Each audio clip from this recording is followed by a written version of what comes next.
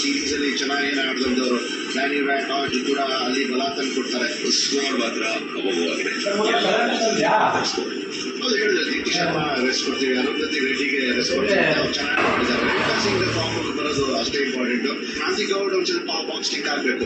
Last match ಅಲ್ಲಿ ಅಷ್ಟು ಚೆನ್ನಾಗಿ ಬರಲಿಲ್ಲ, ಬಟ್ ಬ್ಯಾಟಿಂಗ್ ಅಂತೂ ಸ್ಟ್ರಾಂಗ್ ಆಗಿದೆ. ವಾಪಸ್ ಹರ್ಮನ್ಪ್ರೀತ್ ಕೌರ್ ಬರ್ತಾರೆ ಅಂದ್ರೆ ಇನ್ನೂ ಬಲಿಷ್ಠವಾಗುತ್ತೆ. ಮೊದಲು ಬೋಲ್ ಮಾಡ್ತಾರೆ ಶಫಾಲಿ, ಅವಾಗ ಸ್ಲರ್ಸ್ ಇರುತ್ತೆ ಎಬಿ ಜೋನ್ಸ್. First ball